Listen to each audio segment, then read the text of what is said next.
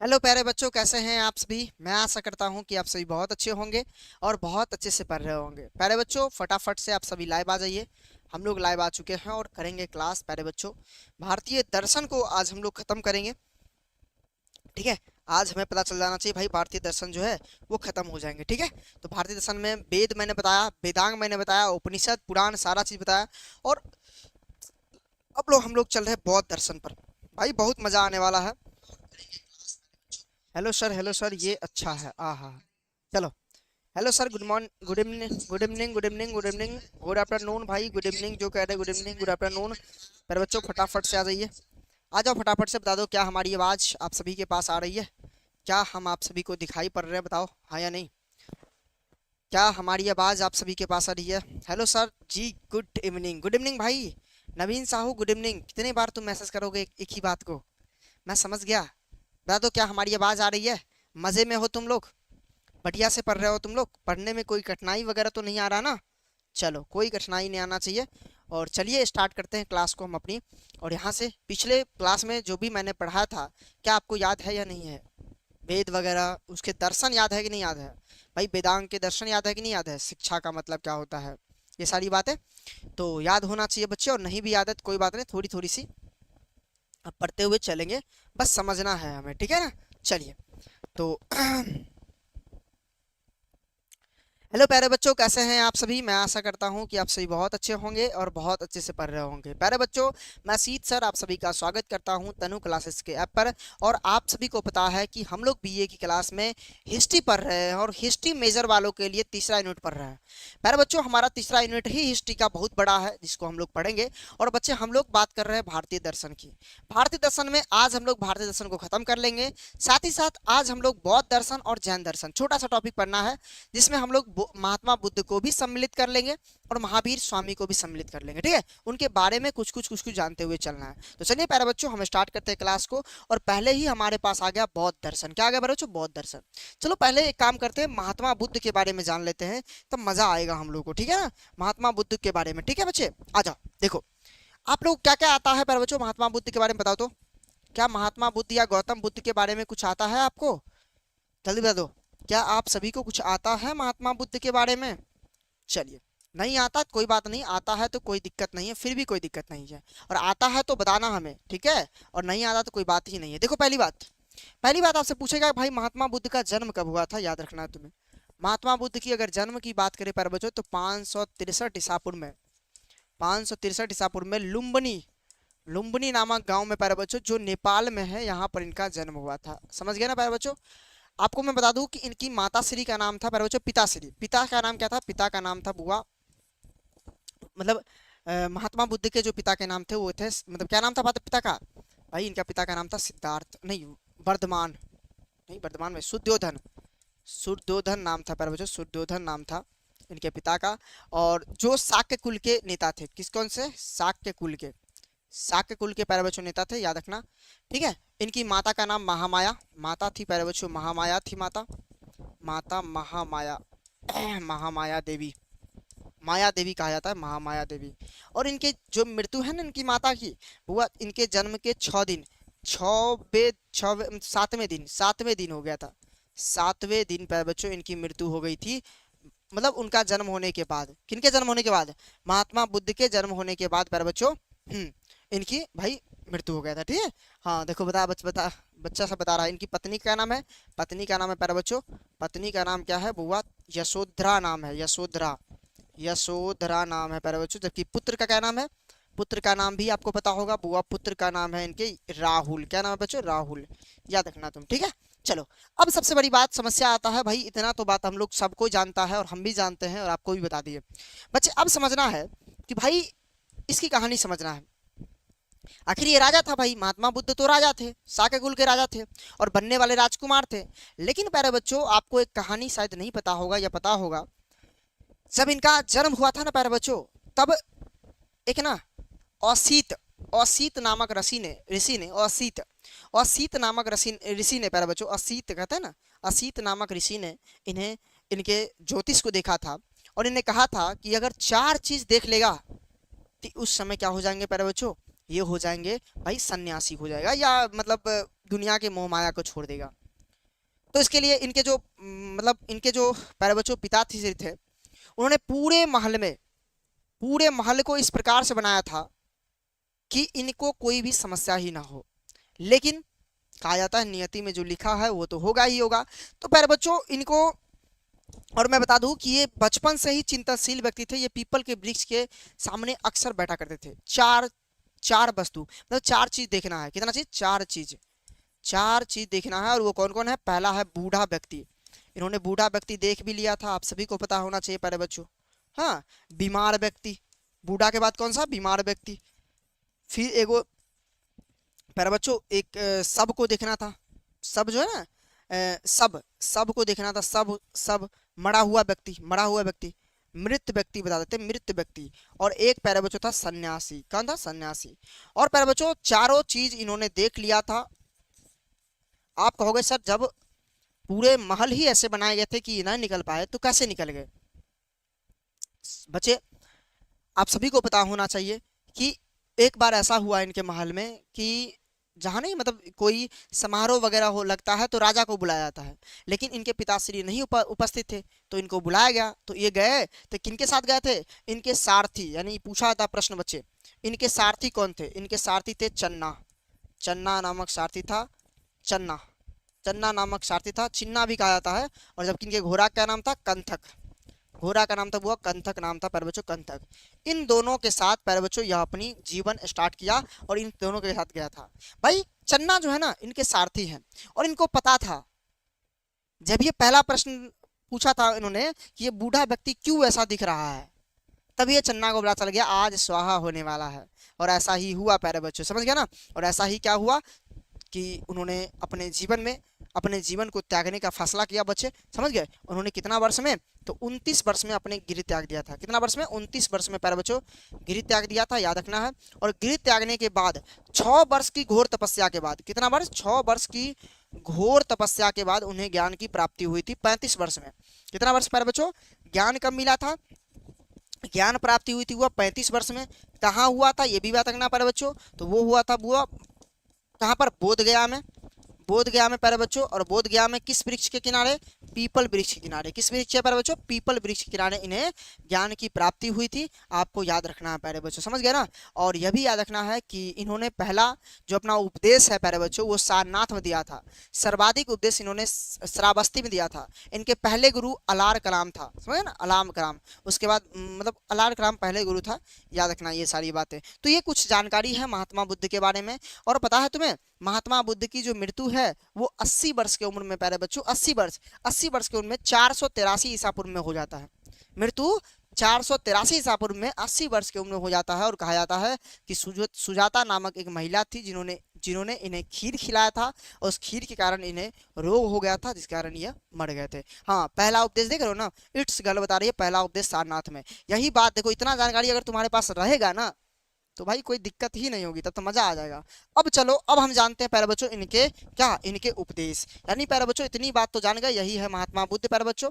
ठीक है, यहाँ पर सर पर तुम ये नहीं समझना कि ये मुकुट है, सर पर बुआ घेंगा है, घेंगा ठंडक के लिए रहता था। ठीक है, प्रवर्तक और देखो भैया प्रवर्तक है महात्मा बुद्ध, गौतम बुद्ध। 563 में इनका जन्म हुआ, 483 ईस्वी में इनका मृत्यु हो गया। और जन्म हुआ था लुम्बिनी में, मृत्यु हुआ था प्यारे बच्चों कुशीनगर में। उत्तर प्रदेश में एक जगह है कुशीनगर, वहां पर। ठीक है, हाँ चलो आ जाओ।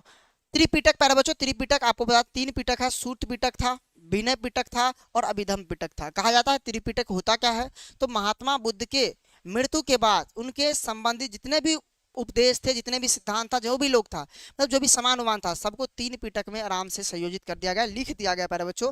तो पहला पिटक में क्या था? उपदेश संबंधित प्यारे बच्चों, जीवन उपदेश। दूसरा में आचार संबंधित और तीसरा दार्शनिक विवेचना हुआ, अभिधम पिटक में क्या है। लेकिन हम पढ़ रहे हैं दार्शनिक, हम पढ़ रहे दर्शन, तो हम लोग तो भाई अभिधम पिटक को ज्यादा वैल्यू देंगे, समझ गए ना। हमारे लिए तो अभिधम पिटक सही रहेगा। अब चलो प्यारे बच्चों, मुख्य संप्रदाय देखोगे बच्चे तो हीनयान, यह मुख्य रूप से पहले 2 भागों में बट चुका था। कितने भागों में? 2 भागों में। आप सभी को पता होगा कि बौद्ध धर्म ही 2 भागों में बटा था, हीनयान और महायान।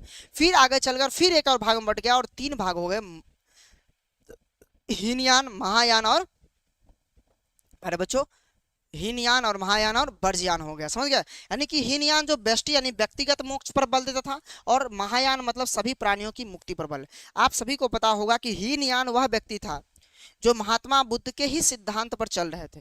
महात्मा बुद्ध ने जैसा जैसा सिद्धांत समझाया था प्यारे बच्चों, वैसा वैसा सिद्धांत ही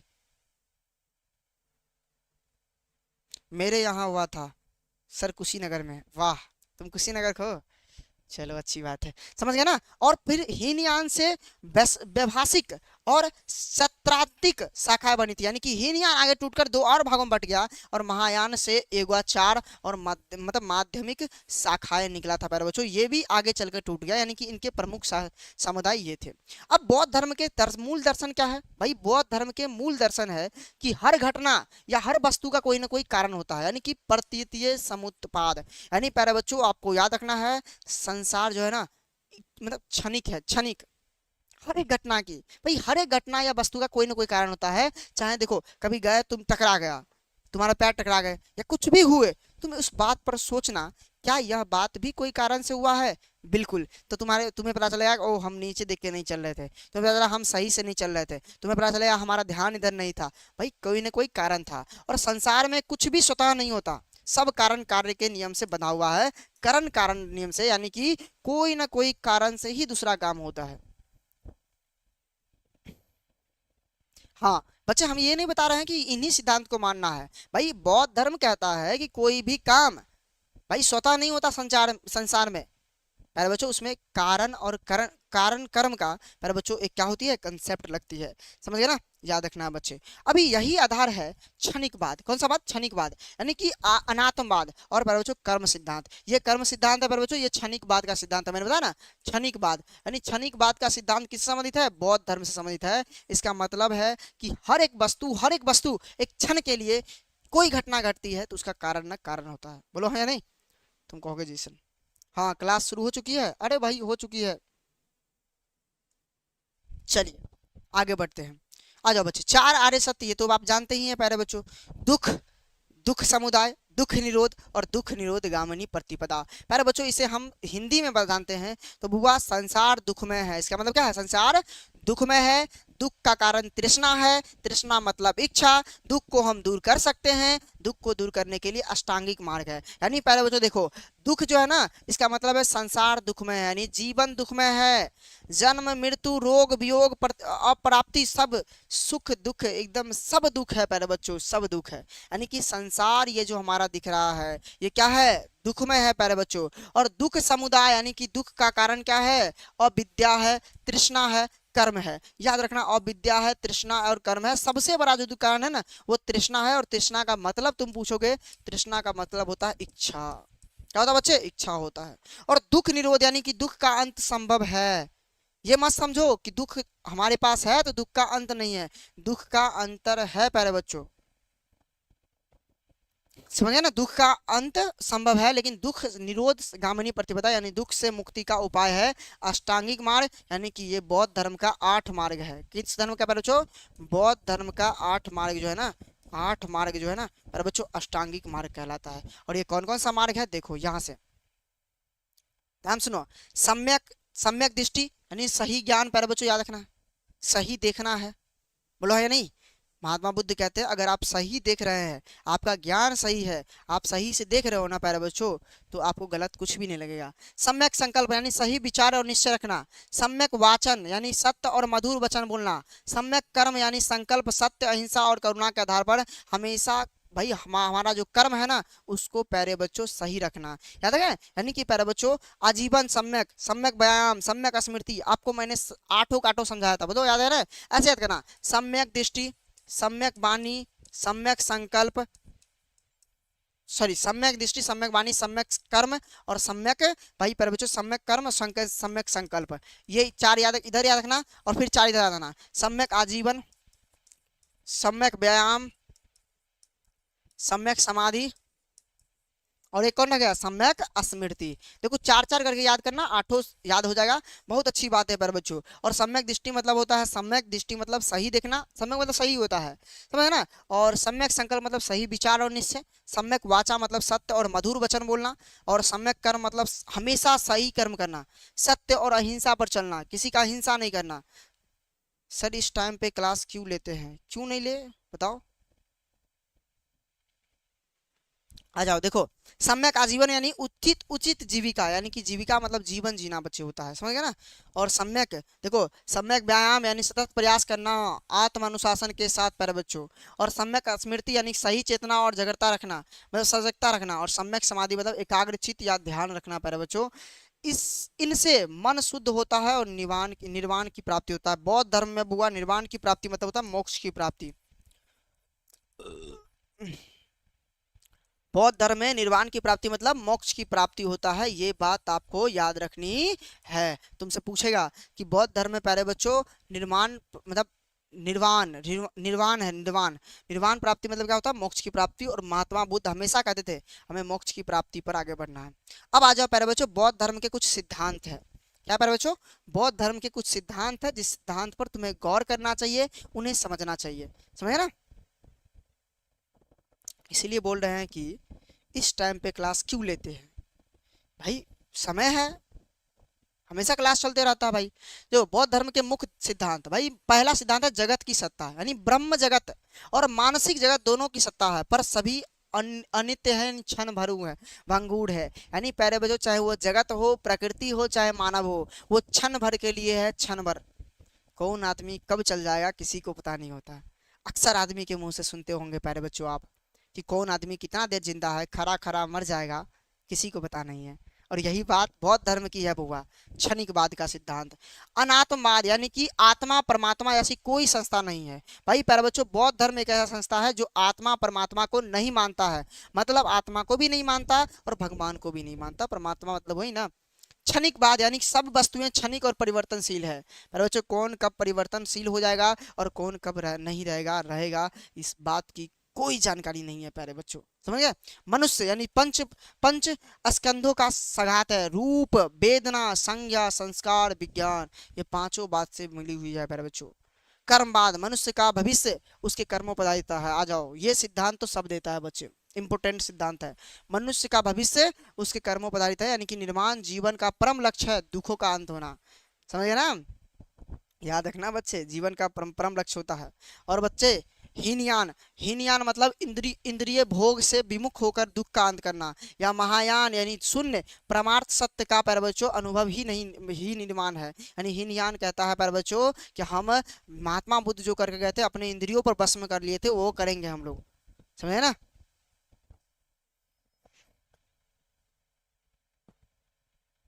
समझ गए ना, एकदम बच्चे। और दो प्रकार का, यानी सोपदी शेष यानी जीवन रहते हुए, और न्योपदी शेष यानी मृत्यु के बाद मुक्ति मिलती है। पहले बच्चों याद रखना, दो ही प्रकार से मुक्ति हम पा सकते हैं।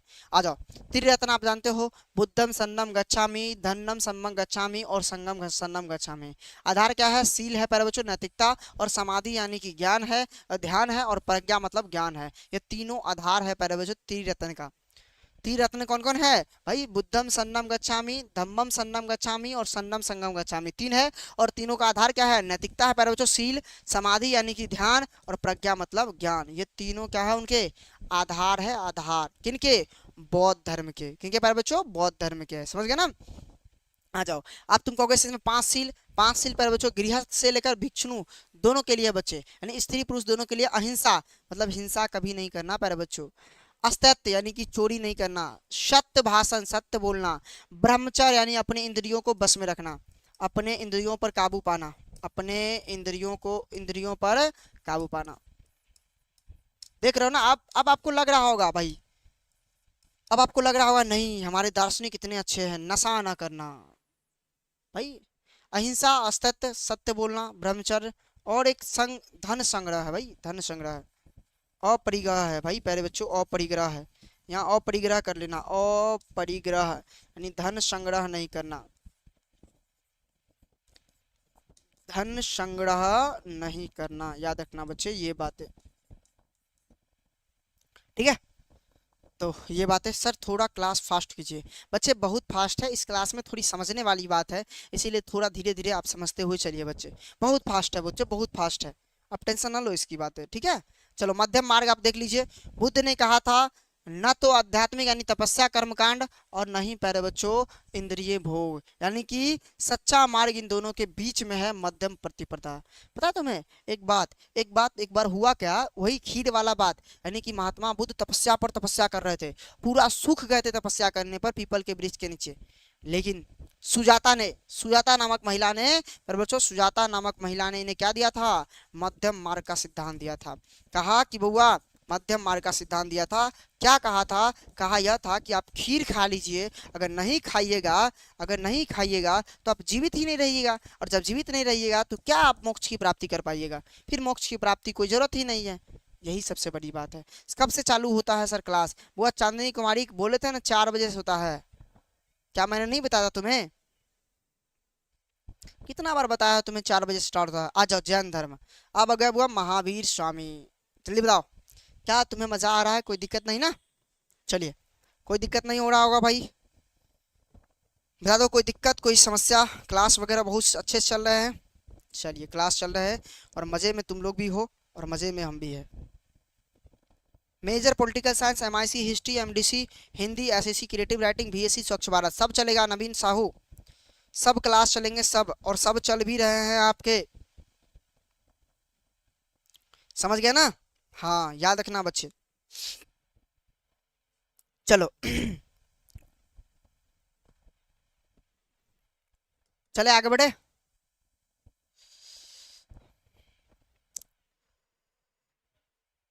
चलिए देखिए, अब थोड़ा महात्मा बुद्ध के बारे में जान लेते हैं भाई।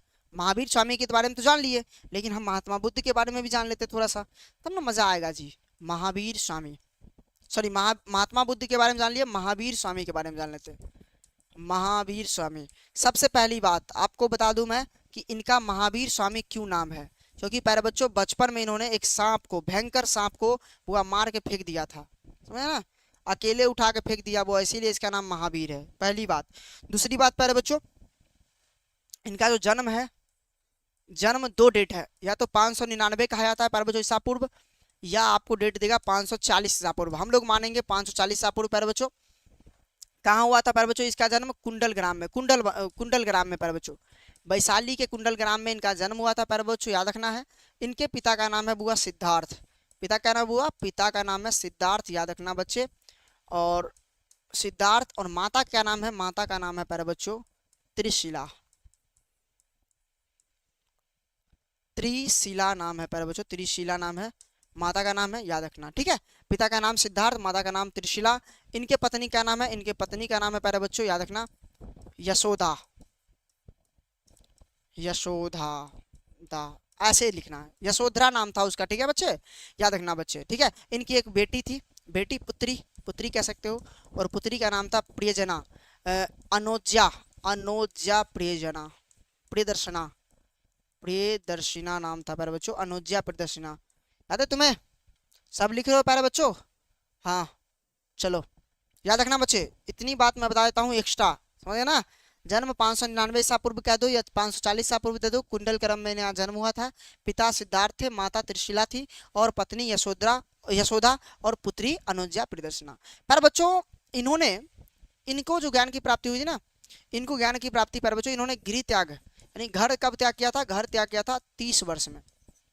और प्यारे बच्चों इनको 12 वर्ष तक घोर तपस्या करना पड़ा था, कितना वर्ष तक, 12 वर्ष तक घोर तपस्या करना पड़ा था प्यारे बच्चों। और तपस्या करने के बाद इन्हें बुआ 42 वर्ष की उम्र में, 42 वर्ष की उम्र में प्यारे बच्चों ज्ञान की प्राप्ति हुई।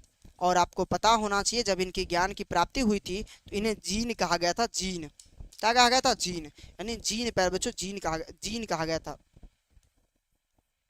याद रखना, ठीक है। जीन मतलब होता है विजेता, विजेता या जैन, इसी शब्द से ना, इसी शब्द से पहले बच्चों हमारे वो बने हैं क्या, जैन बना है, जैन, ठीक है। ये बातें आपको याद रखनी है। अच्छा जैन मतलब जैन धर्म में हुआ, जैन धर्म में क्या होता, तीर्थकर होता था, तीर्थकर मतलब पुजारी होता है, तीर्थकर मतलब पुजारी। कितना तीर्थकर हुआ जैन धर्म में, हुआ 24 तीर्थकर हुआ, और 24वें तीर्थकर थे ये, कौन थे, 24वें तीर्थकर थे, याद रखना ये बातें प्यारे बच्चों, ठीक है। जबकि इन्होंने इनको इनको ज्ञान की प्राप्ति हुआ कहाँ से हुआ? इनको ज्ञान की प्राप्ति हुई थी रीजू पालिका नदी, निरंजना नदी। ज्ञान की प्राप्ति, ज्ञान की प्राप्ति किस नदी किनारे हुआ? रीजू पालिका नदी, रीजू पालिका नदी बुआ किनारे। और किस नदी, किस वृक्ष किनारे? साल वृक्ष के किनारे। कौन सा वृक्ष था प्यारे बच्चों? वो साल वृक्ष था, याद रखना। ठीक है बच्चे, इनकी मृत्यु जो है, इनका मृत्यु याद रखना बच्चे, इनका मृत्यु जो है वो लगभग 72 साल के उम्र में, तो 72 जोड़ लो उसमें से प्यारे बच्चों। 568 ईसा पूर्व में उनका जन्म हो गया था, मृत्यु हो गया था प्यारे बच्चों 568 ईसा पूर्व में। कहाँ पर? तो पावापुरी में, पावापुरी में। और ये पावापुरी में इनकी मृत्यु हो गया था, याद रखना बच्चे। ये जैन धर्म के 24वें तीर्थंकर थे। तो भाई जैन धर्म के संस्थापक कौन था? तो जैन धर्म का बुआ संस्थापक था प्यारे बच्चों, जिनका नाम था बुआ ऋषभ देव। क्या नाम था? ऋषभ देव। क्या सभी कंसेप्ट क्लियर हो रहे हैं? बता दो जल्दी, सभी के कंसेप्ट क्लियर हो रहे हैं ना? किसी को कोई प्रकार की समस्या नहीं ना? भाई किसी प्रकार की दिक्कत समस्या होना नहीं चाहिए। और जो मैं कहानी बता रहा हूँ वो बात कहानी याद रखना तुम सभी, ठीक है? चलिए क्लियर है sir? Yes sir, yes sir, जल्दी बता दो क्या क्लियर है? राजनंदिनी कुमारी, नवीन साहू, शनवीर नाज, ठीक है। चलिए सुमन कुमारी, पावापुरी में, हाँ पावापुरी में बच्चे, पावापुरी में, बिल्कुल। अच्छा आप लोगों को लग रहा है ना भाई, अब बीए फर्स्ट सेमेस्टर की तैयारी कर रहे हैं तो आपको सब क्लियर हो रहा है। हुआ इतिहास अगर तुम मेजर लिए हो तो मैं तुम्हें 8 सेमेस्टर में इतिहास की वे सारी बातें पढ़ाऊंगा जो बातें तुम कभी पढ़े नहीं होगे। पढ़े नहीं है मतलब क्या? कुछ तो बातें अलग जरूर पढ़ाऊंगा, समझ गया? तुम कंपटीशन में इससे डिटेल से नहीं पढ़ सकते हो। हाँ फैक्चुअल बात तुम पढ़ सकते हो, कंसेप्चुअल बात नहीं पढ़ सकते हो। जितना कंसेप्ट तुम्हें दे, पीडीएफ दे दीजिएगा, चांदनी कुमारी दे चुके हैं पीडीएफ। एक दो वीडियो में नहीं होगा कोई बात नहीं, हम एक ही बार दे दिए थे पीडीएफ, सारा होगा देख लेना। पहला पीडीएफ खोलना सारा होगा। हाँ समझ गया ना? सर मेरा मेजर पॉलिटिकल साइंस है, बिल्कुल कोई बात नहीं, पॉलिटिकल साइंस क्लास होगी, टेंशन ना लो। बस मेला खत्म होने दो, मेला अभी आ गया है, तुम जानते हो दशहरा के दिन मन नहीं मानता है, शाम को मेला जेबे करते हैं, 5 रुपया खर्चा करवे करते हैं। हाँ क्या करोगे बच्चे?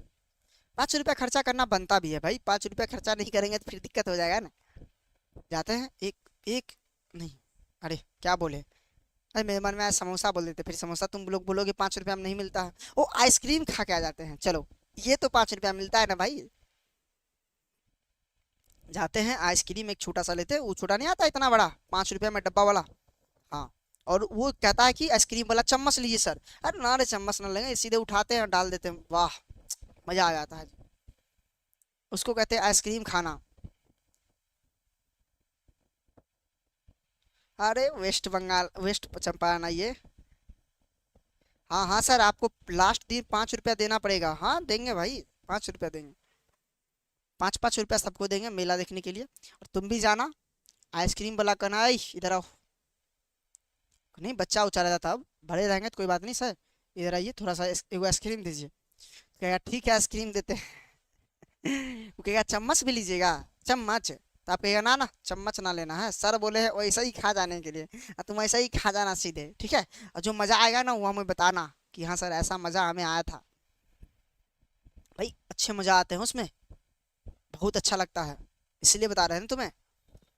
चलिए कोई बात नहीं, बहुत देर बातें हो गई, चलो क्लास में स्टार्ट करते हैं। देखो महावीर स्वामी का याद रखना, जन्म 599 भी बोल सकता है, 400 540 ईसा पूर्व बोल सकते हैं। कहाँ पर? कुंडलग्राम है। पिता कौन है? सिद्धार्थ है प्यारे बच्चों, माता त्रिशिला है, पत्नी यशोधरा है, पुत्री अनुजया, अनुजया प्रियजना है, मतलब मतलब प्रियदर्शिना है, ठीक है? और मतलब इनका गृह त्याग जो हुआ था 30 वर्ष में हुआ था। 12 वर्ष तक इन्होंने घोर तपस्या किया था और 42 वर्ष की उम्र में इन्हें ज्ञान की प्राप्ति हुई। और ज्ञान की प्राप्ति जो हुई ना वो जीन कहलाया, यानी प्यारे बच्चों विजेता कहलाया। और ज्ञान की जब प्राप्ति हो गई तो रिजोपालिका नदी के किनारे साल वृक्ष के किनारे हुआ था प्यारे बच्चों, साल वृक्ष के नीचे। और 568 ईसा पूर्व में ना इनको पावापुरी में ना मृत्यु हो गया था इनकी प्यारे बच्चों, देहांत, देहांत कहते हैं इसको, ठीक है? और अच्छा अब बताओ, इनके जो जैन धर्म में है, बहुत अच्छा प्रश्न है, जैन धर्म में भाई, जैन धर्म में जब भी ज्ञान की प्राप्ति होती है उसे क्या कहते हैं? कैवल्य कहते हैं, कैवल्य, कैवल्य कहते हैं, कैवल्य, समझ गए ना? ज्ञान की प्राप्ति मतलब कैवल्य होता है, कैवल्य याद रखना। बुआ ज्ञान की प्राप्ति मतलब कैवल्य होता है, याद रखना तुम। सर सब 12th में पढ़े थे, कुछ नया नहीं दिखता है आए। बुआ इतना तुम वेद के बारे में पढ़ लिया था? इतना दर्शन भरा था तुमरे?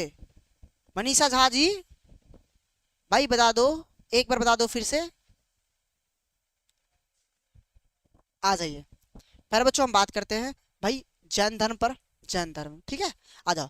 प्रवर्तक और इतिहास के बारे में पढ़ा देते हैं। ऋषभ देव इनके प्रवर्तक थे प्यारे बच्चों।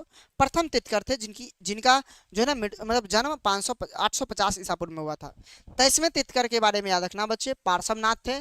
4 महाव्रत ने दिया था, सत्य, अहिंसा, असत्य और अपरिग्रह। यानी सत्य मतलब सत्य बोलना चाहिए, अहिंसा मतलब कभी मतलब हिंसा नहीं करना चाहिए, असत्य मतलब चोरी नहीं करना चाहिए, और अपरिग्रह मतलब भाई धन संग्रह नहीं करना चाहिए।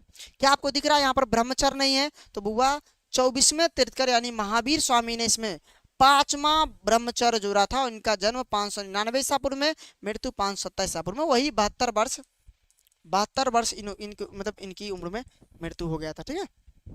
आ जाओ। आपको पता है प्यारे बच्चों ये भी 2 संप्रदाय में बट गया था। कौन कौन संप्रदाय में? तो पहला था दिगंबर और दूसरा था श्वेतंबर प्यारे बच्चों। श्वेत वस्त्र धारण करने वाला श्वेतांबर कहा था, और जो भाई प्यारे बच्चों जैन धर्म के मतलब मूल व्यक्ति था, वो जो मूल अनुयायी था, उसे प्यारे बच्चों हम लोग दिगंबर कहते हैं। कठोर नियमों का अनुयायी, जैसा नियम जो है ना प्यारे बच्चों, जैसा नियम महावीर स्वामी मानते थे वैसा नियम ही मानता था कौन? भाई वैसा नियम ही मानता था हमारे भाई दिगंबर। लेकिन जैसा मतलब इसके नियमों में, इनके नियमों में प्यारे बच्चों कुछ परिवर्तन कर चुका था, कुछ परिवर्तन कर चुका था मेरे बच्चों, तो उसे कहते हैं हम लोग श्वेतांबर। और ये श्वेत वस्त्र धारण करता था, याद रखना। और ये नगण्य रहता था, नगण्य नगण्य रहता था बुआ, नगण्य।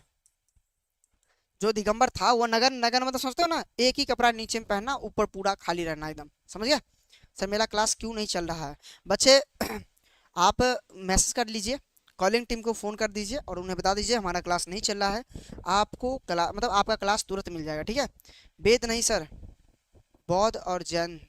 अच्छा बौद्ध और जैन पढ़े तो इतना डिटेल से, इतना डिटेल से पढ़े तो? अच्छा यूनिट 1 का पार्ट 3 का नहीं आया पीडीएफ? जो कोई बात नहीं, दे देते हैं।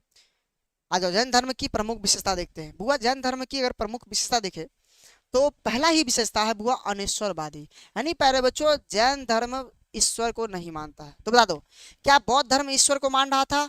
नहीं मान रहा था सर, वो तो आत्मा को भी नहीं मान रहा था, यानी कि ईश्वर की सत्ता को नकारता है। और जैन और बौद्ध दोनों, चाहे वो जैन हो प्यारे बच्चों चाहे वो बौद्ध हो, दोनों ईश्वर की सत्ता को नहीं मानता है, समझे ना। बहुवादी या यथार्थवादी, यानी अनेक दृष्टिकोण से सत्य की व्याख्या। यानी प्यारे बच्चों ये सत्य की जो खोज कर रहा है ना, अनेक दृष्टिकोण से कर रहा है। जैन धर्म कहता है जैसा परिस्थिति वैसा जीवन, जैसा परिस्थिति रहे वैसे तुम सत्य की खोज कर लो, कोई बात दिक्कत नहीं है, समझे ना। हाँ चलो।